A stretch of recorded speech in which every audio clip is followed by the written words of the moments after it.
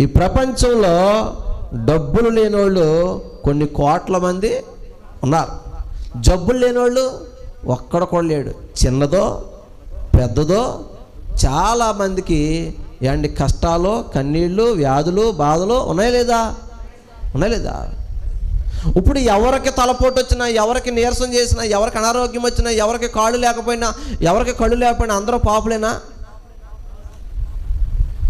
ఆ మొదటి మాట ఏంటి ఎంత భయంకరమైన మాట చూడండి.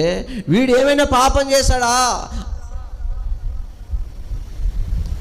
ఎవరేళ్ళు?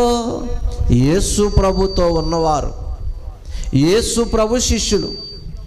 యేసు ప్రభు శిష్యులంటే, యేసుతో ఉన్నవారంటే వాళ్ళ మాటలు ఎలా ఉండాలి? యేసయ్యలాగా ఉండాలి. అవునా కదా? యేసయ్య మాటలు ఎలా ఉంటాయి? నిందించేలాగా ఉంటాయా? బాధ పెట్టేలాగా ఉంటాయా? గాయపరిచేలాగా ఉంటాయా? చెప్పండి మీరు. మరి యేసు ప్రభుతో ఉన్నవారు, ఆయన శిష్యులైన వారు, ఆయన బిడ్డలైన వారు ఆయనలాగా ఉండాలి కదా.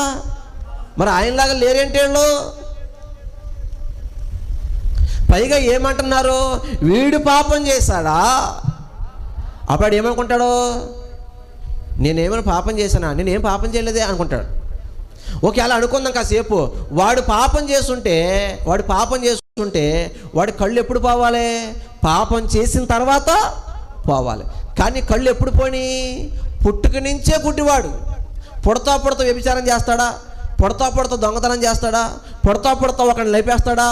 చెప్పండి. పుడతా బాంబులు వేస్తాడా? రాయలసీమలో చెప్పండి. మీరు వెళ్ళినప్పుడు నాకు బాంబే ఉండే పట్టుకెళ్తాను, మా ఊళ్ళో వేస్తాను. నేను సీమకి వెళ్ళొచ్చని చెప్తాను. తమ్ముడు ఎక్కడ వీలొచ్చి ఉండవు బాంబు కొని నాకు వెళ్ళినప్పుడు. దేవునికి స్తోత్రం. పుడతా ఎవడైనా పాపం చేస్తాడా? కానీ అంటున్నారు వీడైనా పాపం చేసాడంటావా ప్రభువా అంటే తప్పది. ఆ మాట కరెక్టు కాదు. రెండో మాట ఏమంటారంటే, లేదా వీడి కన్నవారైనా అతని క్యారెక్టర్ని బ్యాడ్గా మాట్లాడుతున్నారు, వాళ్ళ అమ్మా నాన్నల క్యారెక్టర్ని కూడా బ్యాడ్ చేస్తున్నారు. ఫస్ట్ ఏమనుకుంటాడు? నేను పాపం చేయలేదు అనుకునే లోపు ఇంకో మాట అనేసారు. ఏమని? వీడు కన్నవారు పాపం చేశాడా, అందుకే వీడు ఎలాగయ్యాడా అన్నాడు. అవునా?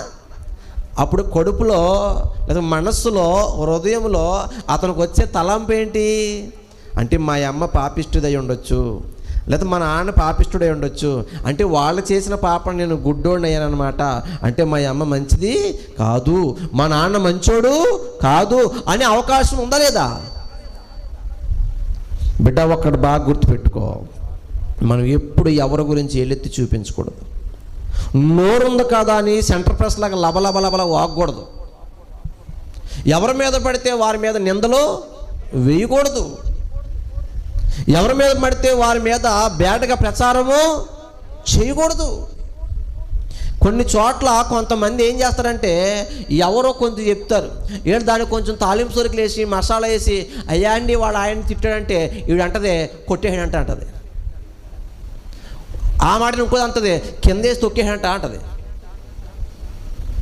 ఇటువంటి వాళ్ళు లేరా? వాళ్ళ పిల్లోడు అలాగంట, వీళ్ళ పిల్ల ఎలాగంట, వాళ్ళ భర్త అలాగంట అని ఇటువంటి పనికిమాలిన మాటలే ప్రకటించుకుంటున్న వారు కూడా ఈ లోకంలో ఉన్నారా లేరా? నీకు నోరిచ్చింది ఎందుకు? ఇటువంటి సోది కౌరులు చెప్తాక, ఎదుటివారి మీద నిందలేయడానిక, ఎదుటివారి క్యారెక్టర్ని బ్యాడ్ చేయడానిక? తప్పు. యేసుతో ఉన్నవారే కానీ అంటున్నారు వీడేమైనా పాపం చేశాడా బోధకుడా?